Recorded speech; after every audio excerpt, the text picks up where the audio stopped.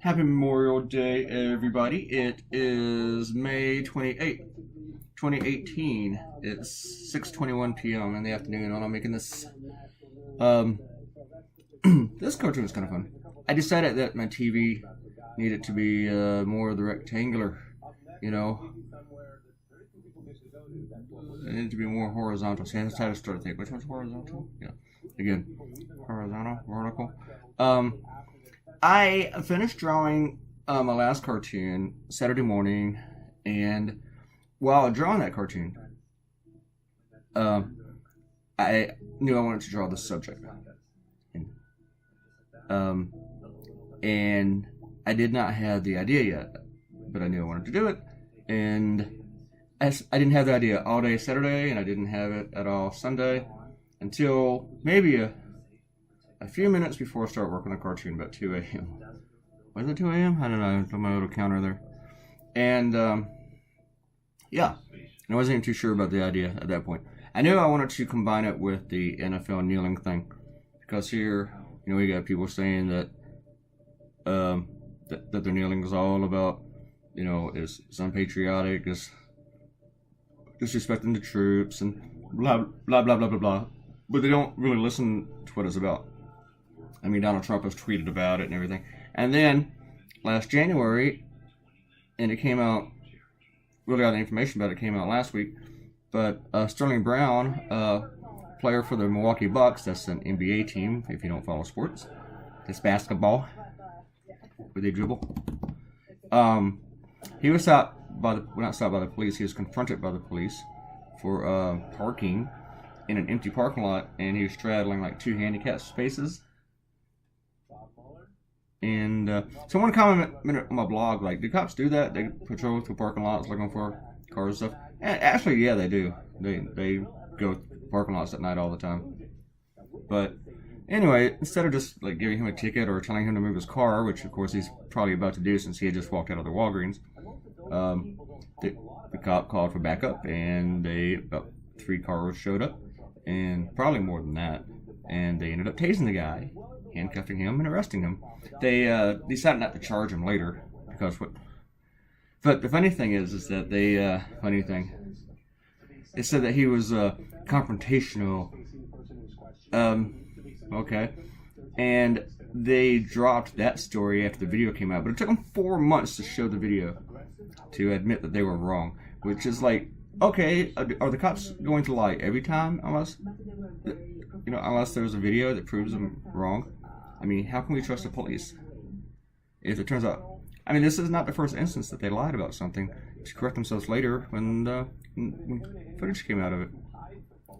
So, I have a really hard time with police hats. I don't know what it is. It's just one of those things. Just like they just screw with me. A few years ago, now I'm not, an African American, but a supposed cop came at me for parking, and I wasn't parked illegally. What it was several years ago, like maybe even 10 years ago, and I parked at a 7-Eleven, and I parked at the corner of the store. I'm in their parking lot, and there's a gas tank. Not every 7-Eleven has gas, but there's a gas tank there, and in the parking lot, and I parked right next to, I guess, what was really a parking spot, but I parked right next to that. So I guess I was between 2 of those lines, and I was next to one. And I parked there all the time, and a lot of people parked there. I mean, I went to 7-Eleven almost every day because it was between work and home. And I guess people just assumed it was a park spot, and they parked there. And I did too. I never really thought about it. And so one day I parked there, and when I come out of the store, I'm about to leave, and this guy comes up wearing regular clothes, and he starts not telling me, he's yelling at me, shouting that I need to move. I'm like, well, I am about to move. Notice me with my coffee, I'm about to get in and leave. But he starts yelling that that's not a parking spot, people need to cut through. And I'm like, okay, well, thanks for the information, I'm leaving. And then he starts like threatening to have my vehicle towed. I'm like, well, go ahead and call the tow truck because I'm leaving. And I told you I'm leaving, but he just wanted to keep yelling and screaming at me and told me that he was a cop. So finally, but he's still yelling at me, not letting me get to my car because he's kind of like between me and the car. So like, okay, I'm trying to leave. You're telling me to leave, but you won't let me leave. And then I said, okay, I need your badge number. I need to see your badge first. He goes, I don't have to show you my badge. I said, well, if you're a cop, you identify yourself as a cop, you got to show me your badge. And I'm going to call the police chief. And actually I knew the police chief. I said, I work for the paper. I know. I'm not trying to throw that weight around. I'm just letting you know, because I work for the paper, I know who the police chief is, and I'm going to call him and find out if you're who you say you are, since you're not going to show me your badge. And then he shut up and walked away, so he may not even have been a cop. But yeah, cops can just be dicks about parking. Yeah, I know. Now, if I was probably black, I probably would have been shot. But this guy was angry. I mean, he's like, you were right, this is 7-Eleven. It was like I had ran over a small child or something. Oh yeah. Cops would just screw with you anyway. I mean, but it's got to be 10 times worse if you are a black person. So, we're going to do some shout outs. Time for the shout outs. Alright, this is video 115, right? No, this is 116. We'll get a comment on 115. Oh, shout outs 115. Sure, Ann came in, gave me it, and she liked my Weinstein. She said it was such a vile character, and she agrees. She doesn't know if he'll get off. Of course, he's being tried in New York, and New York is much more liberal, but much more educated. But we'll see. But they're also educated in that if they don't see evidence, they're not going to convict the guy. So that's the thing. It depends on which team of lawyers does a better job. Robert Coutinho commented on something that we've all thought is that the behavior by Weinstein was so accepted in Hollywood. It was known, the whole casting couch. And Robert's right about that. And Weinstein, I mean, he had buddies like Quentin Tarantino, and Ben Affleck, who knew about his behavior. Come on, if your friend is being a scumbag, you know your friend's being a scumbag. You know it. You know that crap's going on. But these guys kept working with him because he was funding their movies and all that stuff. They were winning awards, making money, and they all just looked the other way. They might have done worse than look the other way. They might have been cheerleading it on, sitting around having drinks, laughing about it. And Akenta came in, who was finally caught up. You gotta watch this one today or tomorrow, Akenta, so you stay caught up. And but you'll probably watch it later tonight. Are you watching it now? Huh? Oh wait, of course you're watching it now. Yeah, if you're watching it here, that. Duh. She talked about the spell check that I did in the last cartoon, and I told him to comment on it that I changed the spelling of behavior. I put that U at the end of the word, not at the end of the word, but like in that last syllable. And then while I was doing that, I thought, oh, let me double check this. Notice way some people spell it, and every spell check said it was wrong, so I had to take the U out. And I think that's probably a British spelling, like color, C-O-L-O-U-R, instead of C-O-L-O-R, C-O-L-O-R, yeah. Sorry, people, I'm thinking while talking here, and it's dangerous. So, Akenta also said that she likes Tom Toll's cartoons, but doesn't usually read them because his name starts with a T. And both of them, too, Tom Toes. Tom Toes. And so, since it starts with a T at the end of all the comics. You know what? He's the last one I read, too, because of that. Just because of that. He is not my favorite cartoonist, but I think he's one of the best cartoonists, but he's still not one of my favorites. And I respect him a lot. It's hard to say that. The weird thing was I never really read his work or really particularly liked his work when I was younger. But I think after he started working with the Post, and I'd already seen his work before he started working for the Post, like in like 2000 or something, or 2001. But then I don't know, I think I just realized how innovative he was and unique. He's not like all the other cartoonists and stuff. So he's original. And plus, he's a really, really super duper nice guy. I like Tom a lot. I wouldn't say we're buddies, but I know him. I'm missing somebody. Yeah, I think I'm missing Ariel. This thing's supposed to cooperate. Show me all the damn comments. How come it always cuts out Ariel? No, sorry. Ariel liked my Weinstein too. and I captured his scumbags. I almost said sponge bag. Scumbagness 100%.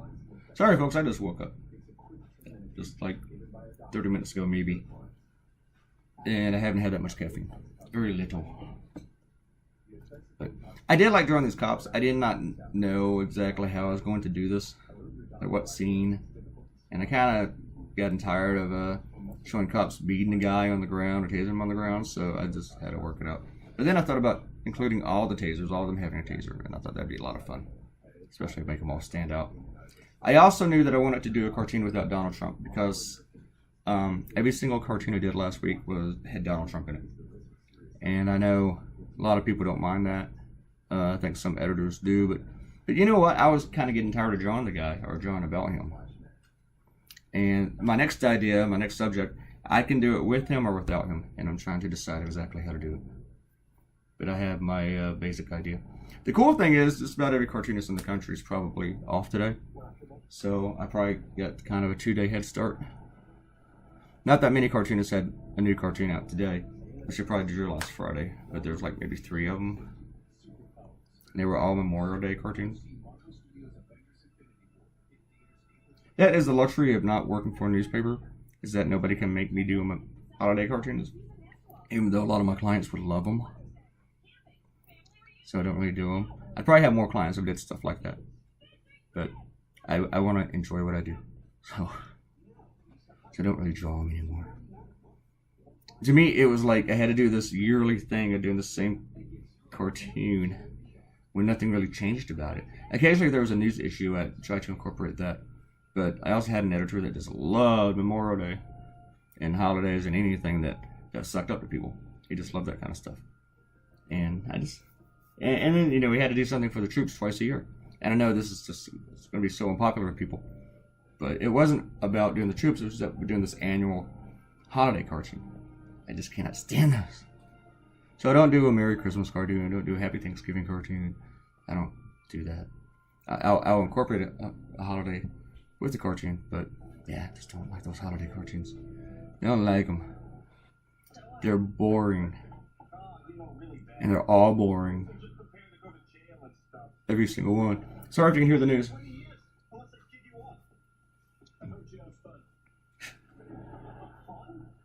And I'm getting emails and stuff from you're talking to. Usually it's kind of boring to draw TVs, but I like this one. I did, because they had a fun scene going on. Had all the guys around. And I was looking at Sterling Brown while I drew this to make it look kind of maybe sort of like him. He has cool hair, so that was cool. So he is named after Sterling Sharp, who played for the Packers, if you know this. And his brother's name is Shannon. And Sterling has a brother named Shannon Sharp who played for the Broncos. And since his older brother was already named Shannon, his parents decided to name him Sterling. And just make them both like after the NFL players. So they both end up playing in the NBA.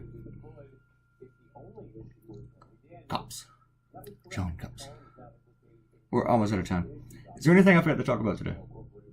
Other than police brutality and how stupid they are. I don't know. Let me know in the comments.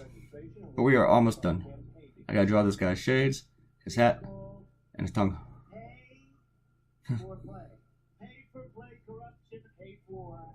I get distracted when Donald Trump starts talking on TV. It's just like an irritating voice. You know, it's just like, it's like, it is really like fingernails on the chalkboard. Not just so much because I dislike him, and I do, but because his voice is that annoying. Here's your cartoon, folks, and I hope you enjoyed it today. We got in a late start today, and I will see you all tomorrow. Please click the thumbs up thingy. It's the like.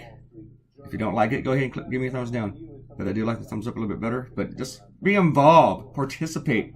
Leave me a comment. Share this on social media. And subscribe to the YouTube channel. I appreciate it. And I will see you later. Everybody, goodbye.